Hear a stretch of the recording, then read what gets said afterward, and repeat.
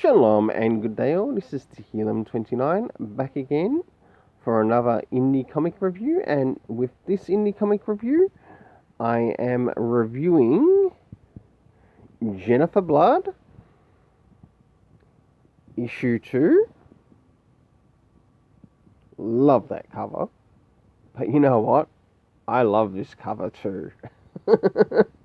And it's an issue 1, and they're both through Dynamite. And of course, Sheena, Queen of the Jungle, issue 1. And I must admit, I am really surprised with what Dynamite is putting out. And do take note, this isn't the first time I've actually reviewed Dynamite on the channel, but it's the first time actually reviewing Sheena on the channel. Second time for Jennifer Blood. So, time to get started for the reviews for these amazing stories. So, starting off with the first one being Jennifer Blood. Does this cover, even though it's a variant cover, in any way, shape or form connect to something that happens inside the story? Surprisingly, it does, and I gave the cover a 7 out of 10.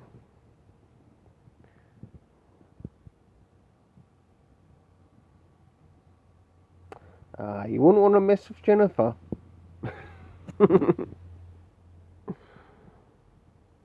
Now let's look at some art, to which we'll look at some of the art around the beginning, middle, and of course the end, and then I'll give the rating for it. Okay, this is some of the art around the beginning of the story.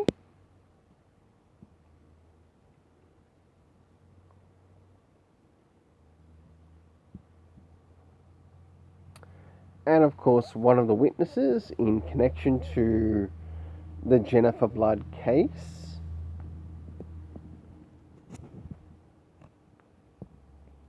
That's happening behind the scenes. I'll now jump towards the middle. Even better, how about the exact middle?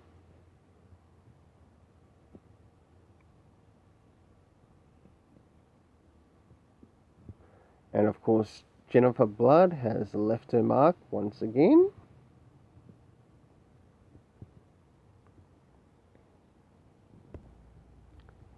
And last but not least, some art towards the end.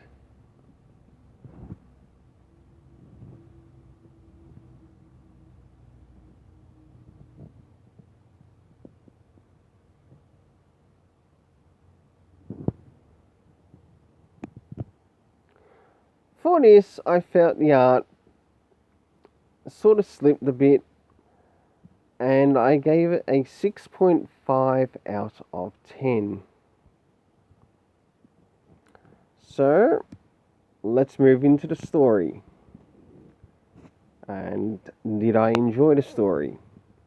First things first, did we get any comic references, say, to the previous comic? Not at all, but it probably wouldn't have hurt to include it. In regards to time, about the closest thing we got to time was a Monday, but no exact date as to what Monday it particularly was in the story. Location, again, it wasn't addressed where it was. Where the first one did sort of address where it was, this one gives us no location, if it's in the same location or somewhere else in the US. The cast of characters having to do with Jedediah Whitlock. We also had Jennifer Blood, Loretta, Aloha, and of course we do have somewhat a connection to the Mafia in this story.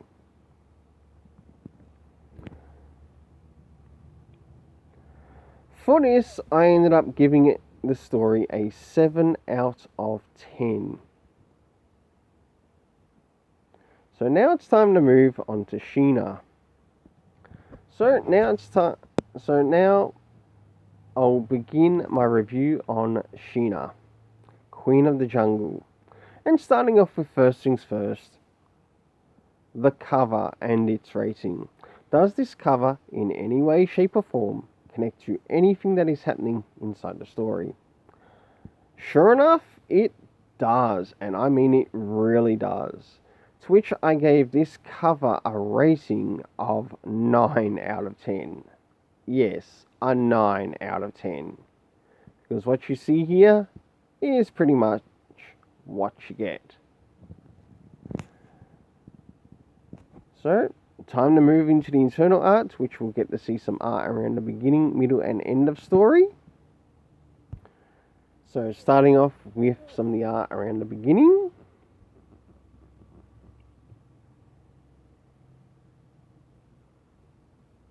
To which we meet the character of Sheena, and I believe that's her butler. Some of the art around the middle, and I must admit, I really enjoy this art. In fact, I enjoy the art of this so much more than the art of Jennifer Blood.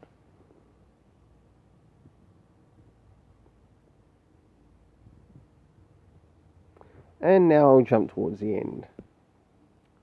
And last but not least, some art towards the end of the story.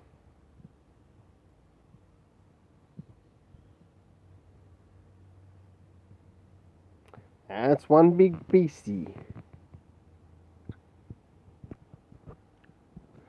For the art, I gave this an 8 out of 10. I enjoyed the art that much. Now it's time to move on to the story. Seeing that there is no need to bring up any comic references at this time, because it is a first issue for me, and it almost felt like that they didn't need to bring up any previous stories that they had actually done with Sheena, to which I'm fine with. So moving into the first things first, did we get anything to cover the area of time? Surprisingly, we did, but it was actually drawn up within the art, to which we get to see that when she wakes up in the morning, it was around 10:17 a.m. Moving into the next thing, locations. The locations, I believe, could have been slightly clearer. Not just done in the artwork, but also done care of editing. But did it ruin the story of what I was reading? Not completely. We had Cardwell Industries, to which Sheena ends up meeting the boss at Cardwell Industries of where she actually lives in the location. And we also learned that we are in Peruvia. And she's eventually has to travel to the jungle. It's because she's been asked to help in regards to the situation in relation to that. The cast of characters, the only ones I managed to make out of the cast of characters with the information the story provided me was Sheena and of course Beatrice. But for the overall story rating and how this story goes about, just in a small summary, you start off with Sheena living in a pretty decent location.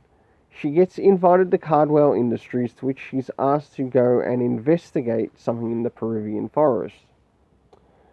And as she goes there, or her day starts off as she's looking for 3 particular different mischief makers, which are also seen as her pets, but they're also wildlife friends of hers. And she gets a little bit upset with that, and it's good that you do get to see that in the story. It's nice to see a character's emotion being brought over in regards to certain characters, even if these characters are particularly animals. To which, from that, she's then sent to the Peruvian jungle to go investigate the source. And after investigating the source, she discovers, well, that big, huge, bloody cougar, which links, or the leopard of sorts. And you can see that in regards to what she's wearing on the cover. And I thought that was very well done, very well drawn, and also enjoyed the story's build up to it. I am sort of interested in finding out what will be happening in the next issue. So overall, I gave this story a 7.5 out of 10. Well, until then, let's keep it colourful and have yourself an awesome day.